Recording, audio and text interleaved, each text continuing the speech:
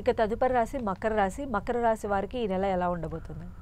శ్రీ గురుభ్యో నమః గణపతే నమః హరి ఓం శ్రీమాత్రే నమః. మకర రాశి వారికి ముఖ్యంగా ఈ యొక్క గ్రహస్థితి తృతీయంలో రాహువు, చతుర్థమందు శని శుక్రులు, తృతీయమందు శని శుక్రులు, తృతీయమందు రాహువు, రవి బుధులు పంచమస్థాన సంచారం, గురువు షష్ఠస్థాన సంచారం, సప్తమంలో కుజుడు నీచ, అష్టమంలో కేతువు. ఈ రకమైన గ్రహ సంచారం చూస్తే మకర రాశి వారికి ముఖ్యంగా జన్మస్థానం నుంచి ఈ యొక్క రాహు ద్వితీయానికి ఏదైతే వస్తున్నారో ధన నష్టం అయ్యే అవకాశం ఉంటుంది.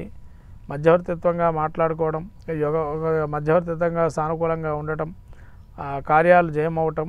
తృతీయంలో శని ఉండడం వల్ల కూడా వీళ్ళు ఏదనుకున్నా కూడా సహాయ సహకారాలు 10 మందితో ఉండడం, ధర్మ న్యాయంగా నీతిగా ముందరకెళ్తూ వాళ్ళకి మంచి చేయటం, పెద్దన పాత్రను వహించటం, లౌకికమైన జ్ఞానాన్ని ఎక్కువగా ఉండడం, తద్వారా సమస్యను పరిష్కారం చేసుకోవటం. ఈ యొక్క రవి బుధులు కూడా పంచమ స్థానంలో ఈ యొక్క సంచారం చేస్తున్నారు కాబట్టి యోగప్రదంగా ఉంటుంది. కొత్తదైనటువంటి ఈ యొక్క రంగాల్లో వీళ్ళు రాణింపు అనేది ఉంటుంది. అలానే షష్ఠంలో గురున్నాడు, ఓవర్ వెయిట్ రాకుండా చూసుకోండి. ఆరోగ్యాన్ని క్రమేపీ మీరు తగిన డైట్ కంట్రోలింగ్ చేస్తూ అలా ఉండడం వల్ల ఓవర్ వెయిట్ కాకుండా లేతే అనేకమైన రోగాలు వచ్చే అవకాశం ఉన్న రోగాలు వాటి నుంచి బయటపడే అవకాశం చేయండి. కుజుడు సప్తమంలో నీచస్థితిలో ఉన్నాడు కాబట్టి పరాయివాడు మిమ్మల్ని మోసం చేసే అవకాశం ఉంటుంది.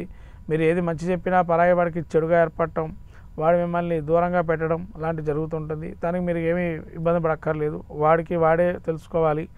మీరంతా మంచి చెప్పినా వాళ్ళు చెడు అర్థం చేసుకోవడం మనం ఏం చేసే ప్రయత్నం లేదు. కేతువు అష్టమంలో ఉండడం వల్ల కొంత ఆకస్మిక ప్రయాణాలు ఉండే అవకాశం ఉంటుంది. తద్వారా కొంత ఆకస్మిక ప్రయాణం వల్ల ధన నష్టం అయ్యే అవకాశం ఉంటుంది.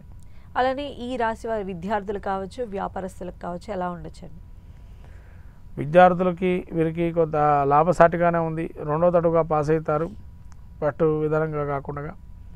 వ్యాపారస్తులకు కూడా యోగప్రదంగానే ఉంటాయి. 50-50 అంత యోగప్రదంగా అయితే లేదు.